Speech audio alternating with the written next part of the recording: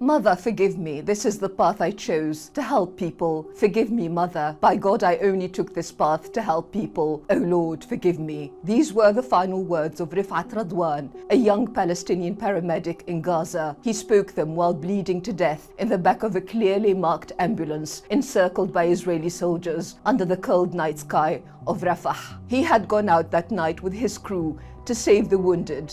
None would return. The Israeli army opened fire without warning. Rifat and 14 other medics were killed. Their bodies were later unearthed from a shallow grave. Many were bound at the wrists. Most were shot at close range, executed still in uniform, still holding their radios, gloves and medical kits. And still, Israel lied. Its foreign minister told the world the ambulances were unmarked, the medics suspicious, the strike justified. But footage of Rifat's final moments destroyed the lie. The ambulances were unmistakably marked, lights flashing, medical vests visible, no threat, no crossfire, no ambiguity, only a deliberate, premeditated massacre. And while the world tried to comprehend the horror in Rafah, Benjamin Netanyahu stood in Hungary, celebrated by one of Europe's most far-right governments, flanked by ultra-nationalists, he declared, "This is important for all of us, for all of civilization, as we fight this battle against barbarism. I believe we are fighting for the future of our common civilization, our Judeo-Christian civilization." Civilization. Tell me what civilization buries medics in mass graves? What civilization executes doctors? What civilization starves children, shoots nurses, bombs ambulances, and then dares to call it moral? Since October 2023,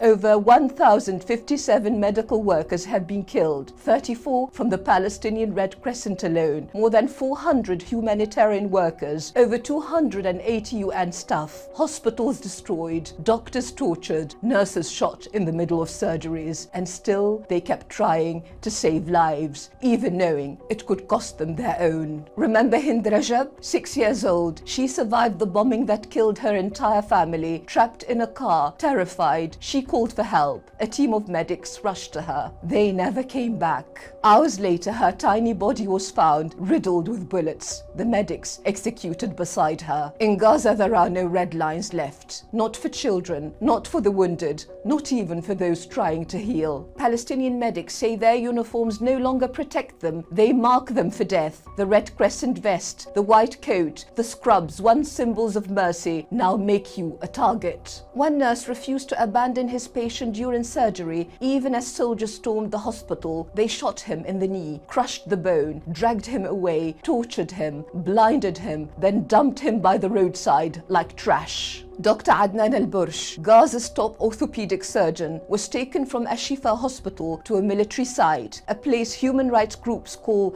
a black hole of torture. They beat him, raped him, let him die. And when news of his death came out, Israeli lawmakers didn't seek justice. They debated how to honor the killers. This isn't just about bombs. It's about erasure. Destroy the hospitals, kill the doctors, let the wounds fester, let the hunger spread, let thirst choke the children. And if someone dares to help, shoot them too. Because in Gaza, medicine is rebellion, compassion is treason, to heal is to defy a death sentence. Over 55,000 Palestinians have been killed, 1.9 million displaced, many bombed in tents, food gone, fuel gone, water plants destroyed, bakeries reduced to ash, children drinking sewage, eating animal feed, bleeding from wounds no one can treat. This is not war, it is a systematic obliteration of life itself. Jonathan Whittle from the UN called it a war without limits, no law, no line, no decency. And the lie that fuels it has been generations in the making. For decades, the image of the violent Palestinian was broadcast to the world, a modern colonial myth. Israel cast itself as a beacon of democracy, a bastion of civility under siege. Tel Aviv built the story, Washington armed it, London printed it, Hollywood sold it. But it was never true. It was propaganda,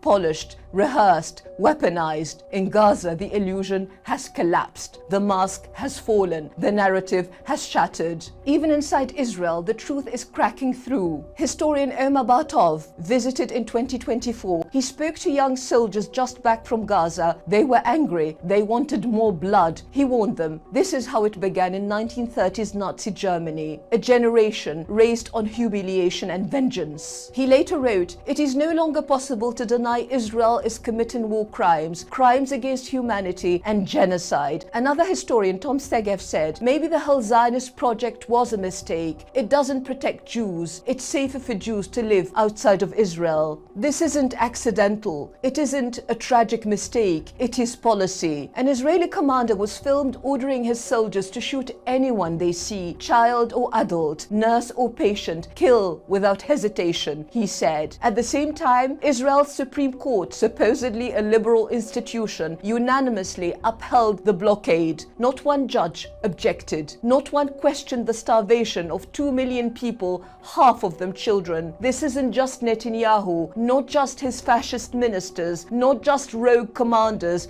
It's the army, the courts, the state itself, every pillar aligned in the machinery of extermination. This is what Zionism has built, a regime that executes medics, buries doctors in mass graves, shoots children, and calls it civilization. But even in that darkness, Rifat Dwan rose. He didn't call for revenge. He called for his mother. He asked for forgiveness. He affirmed his choice to heal, not to harm. Even as his life slipped away, he bore witness. There were no journalists, no international observers. He was the testimony. He knew the playbook: kill, lie, spin, repeat. But he refused to be erased. With his last breath, he told the truth. They tossed his body into a pit, but they couldn't bury his voice. That voice broke through the lies. It rose above the silence. It cut through the propaganda. His name, Rifat, comes from the Arabic root رفع and ارتفع, to lift, to elevate, to rise. And rise he did.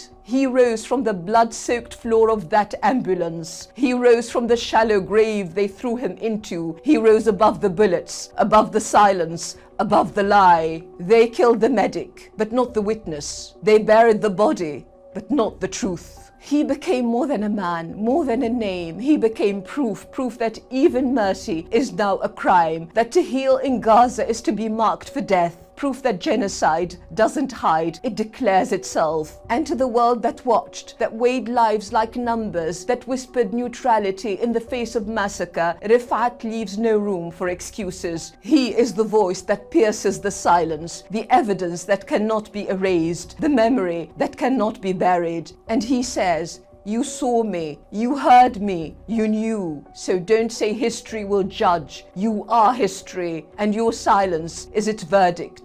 Rifat Dwan from Raf'a, he who rises, and rise he did. He rose from the grave to speak. He rose so the lie could not live. He rose so the world could never again say, "We did not know."